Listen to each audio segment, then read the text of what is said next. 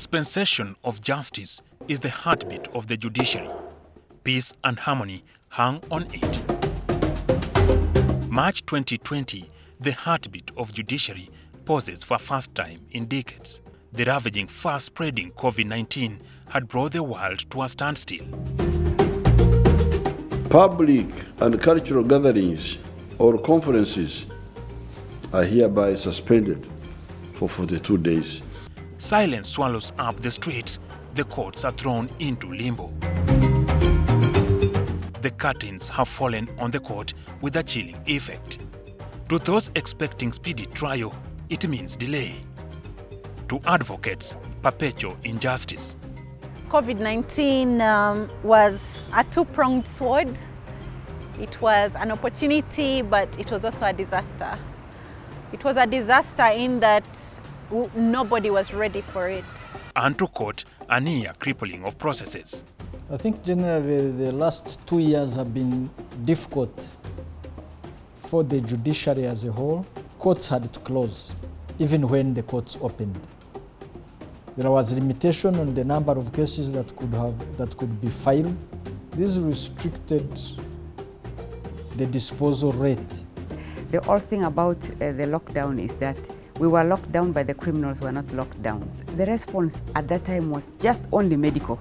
You know, no one thought about the criminal justice system. We could not have physical hearings. People could not travel with their witnesses to come. When we talk about rendering justice, it is hearing a case and completing it. How do you complete a case? You deliver a decision.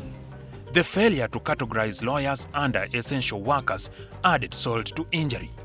We found out we're not essential, and that was very sad. The nightmare of the court doors being locked for unclear periods was to a degree averted. The new normal means doing things differently.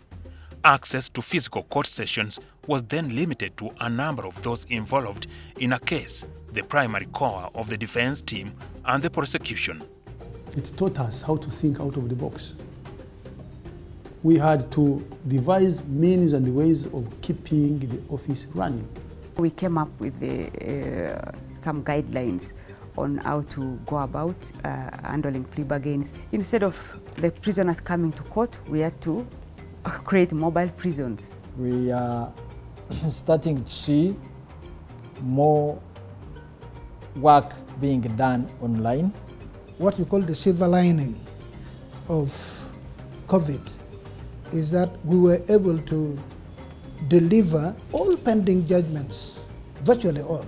Technology came in handy thanks to the automation of court systems. Automation in the judiciary is a long story. When I joined the judiciary as a judge in 1991, there were only 3 computers in the judiciary, which were being used as word processing tools essentially, and in the office of the Chief Justice, Deputy Chief Justice, and of course the Principal Judge. Unfortunately, this system, the computerized case administration system, it was not fully utilized. A decision was made to re-engineer the whole process. We think automation of this process going online would help to solve some of the problems we have in that area. Now, COVID came when the program was starting to be developed. Given the pandemic, we would have come to a standstill if we didn't adopt that. So we stepped up activities in relation to online hearings. We intend to have teleconference as part of our judicial practice every day. We've come up with ECMIS, which you've heard of before. This is a system which is going to help people to file online. Track the case file from the time it is filed to the time it is disposed of. One of the benefits is to make sure that we make timely delivery of cases. But also more important is to minimize corruption, that we are going to make it unattractive for you to get engaged in corruption. With the coming of COVID, we got exposed, exposed negatively, because we should have done this. I am happy that we are actually now waking up and saying, now we really must automate. At the end of the day, our automated system must speak to the judiciary system. We just have no excuse. We must automate. So with this new mode of operation in the new normal, we think there is a lot of advantage in using online methods. So we have learned from this, and I don't think we are going back on those meetings. Beyond the video conferencing system, the judiciary has also put in place a digital court recording and transcription system. When we first took on court recording, the World Bank gave us 7 pieces in the mid-90s. They were just locked in a store. They were not used. We had not fully either understood how would make the system work efficiently. We have learned from the mistakes of the past. So we are starting with 18 or 19 courts, which we call the phase 1 courts, where we shall install the system and ensure that all courts are connected to it. One lesson going forward, which has been created by the pandemic, is that the internet is a major highway. The future of the Ugandan Judiciary being both physical court and virtual court. This is going to be a game changer in terms of the digitization and automation process. I think this is an area where a lot of stakeholders will be very happy because one of the things that is problematic is what we call access to the courts. But now access will be virtual. Long gone will be the times when people will say, I went to court and I could not find my file. Because it will be on my email. I will get it on my email, it will be on my phone. Generally, I'm in charge of my file. And as long as you file 1 minute before midnight on the day you are supposed to file, the system will accept it. There is the question of skilling, there is the question of attitude, but the greater issue that needs to be tackled urgently is the question of motivation. Yes, government has gone a long way in improving the terms and conditions of judges and judicial staff in general, but judges cannot work alone.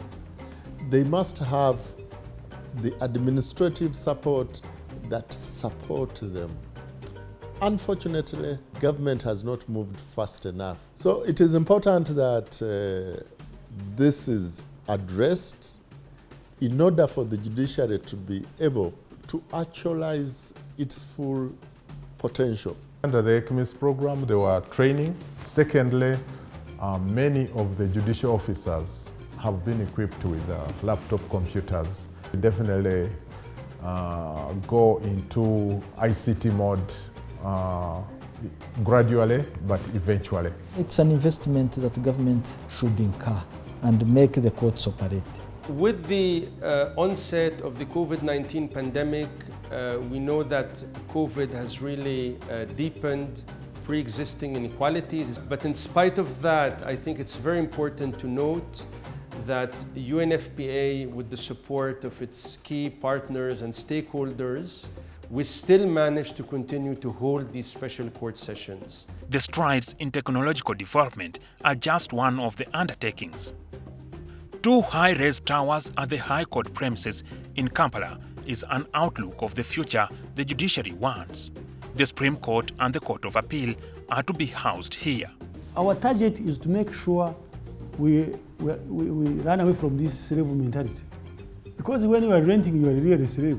The landlord can put you to task. If a landlord commits a crime, where does he go? Which court? He will compromise you. Because some of these courts you are renting, actually, they are like kiosks. We are going to complete these towers, but we are also going to construct 2 courts of appeal, regional courts of appeal.